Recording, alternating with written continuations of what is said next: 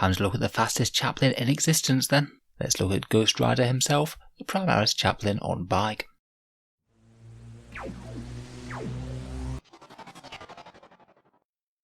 Hello and welcome back to Auspex Tactics, the strategy focused 40k channel where we're all about getting the most out of our miniatures on the tabletop.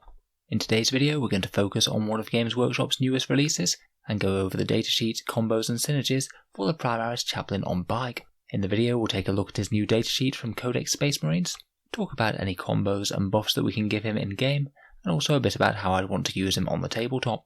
I must say I'm really quite a big fan of the miniature, even though I know there's mixed feelings about the suspensions of the Outrider bikes. He's maybe a little bit pricey from Games Workshop at $45 US or £29 sterling. If you were interested in picking him up in the UK, Element Games does have him at 20% off for a slightly more reasonable £23 or so.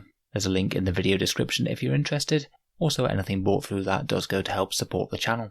In any case, I think that the slightly higher price is a case of Games Workshop charging for points as opposed for plastic. He's definitely a fair bit smaller than the Invader ATV that's coming out alongside him, yet he does cost more. In any case, let's talk about his in-game rules, starting with a look at his datasheet.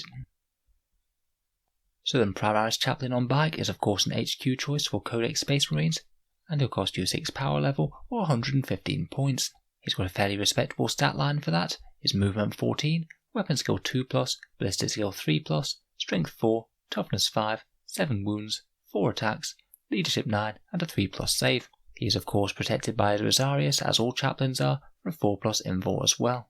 Compared with a standard chaplain, which you can get at 80 points, he basically gets extra toughness, extra speed, extra attacks, an extra wound, and a decent ranged attack with his twin bolt rifles. In terms of war gear, he's armed with his Crozius Arcanum, the Absolver bolt pistol, the twin bolt rifle as mentioned, and frag and crack grenades. In the new Codex Space Marines, his Crozius has taken a slight buff. It's now strength +2 rather than strength +1, and still AP -1 and damage 2.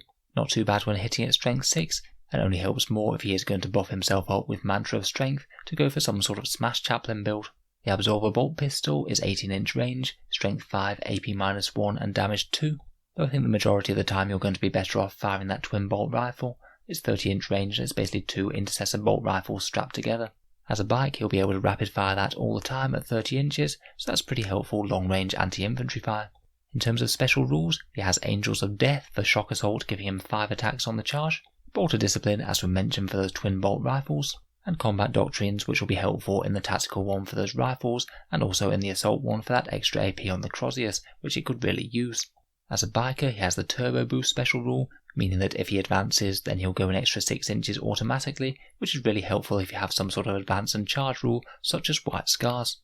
In certain chapters, he will get a couple of extra keywords as well. He gets the Wolf Priest keyword if he's in Space Wolves, and he gets the Raven Wing keyword if he's in Dark Angels, which I think is very helpful indeed for getting another biker character there for them, a very good potential alternative to a Talon Master for bearing their Warlord traits and relics.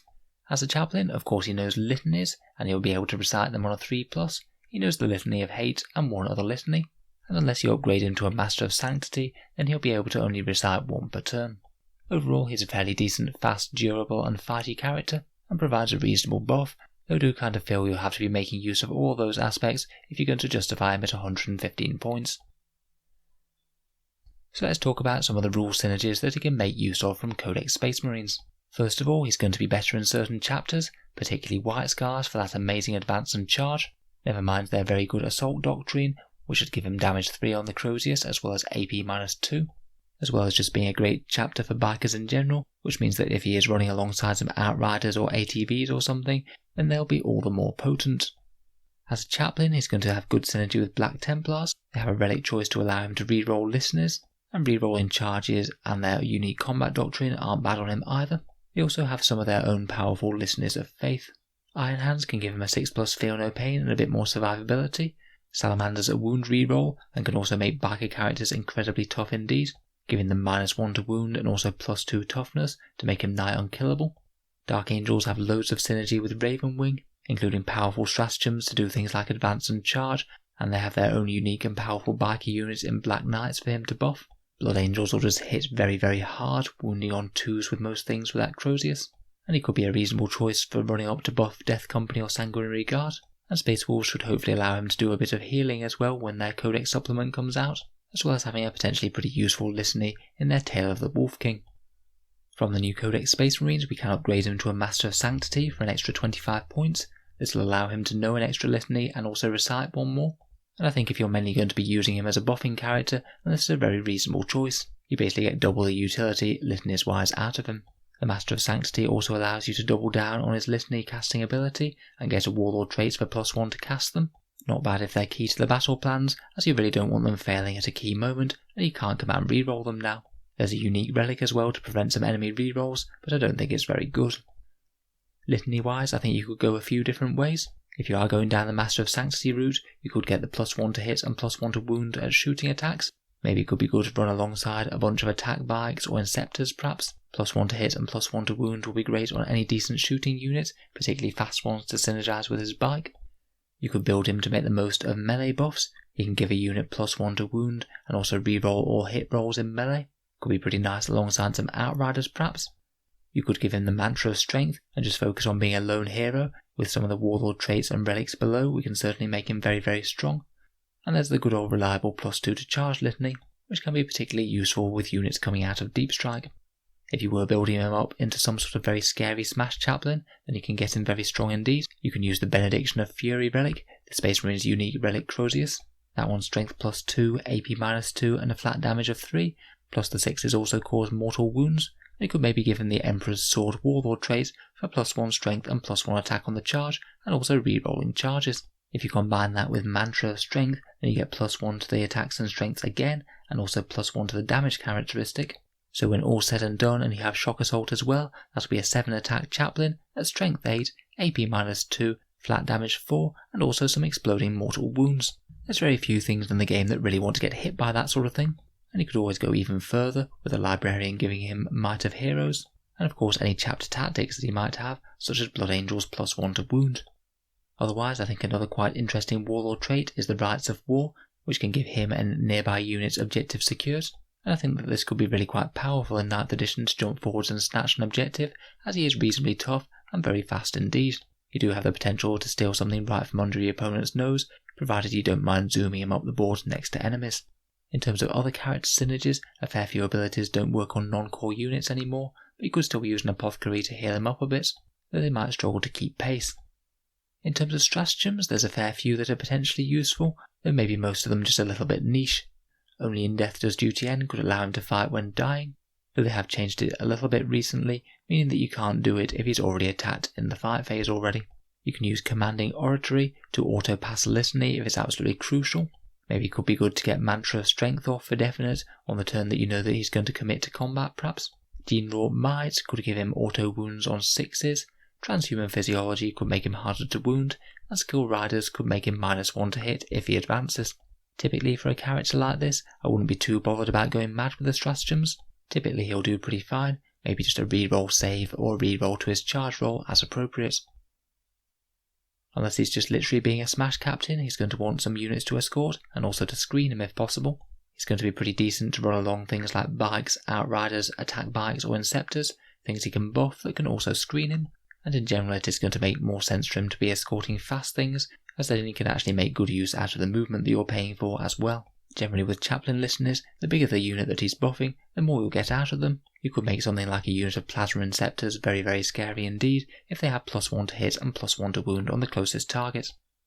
In game he's generally going to want to be screened, he's fairly durable but not so durable that you want him out in the open. Deploy him somewhere within 3 inches of a unit that can screen him, and also think about terrain so he's got a decent amount of movement so he can get free into the midfield to respond to enemy threats if he needs to.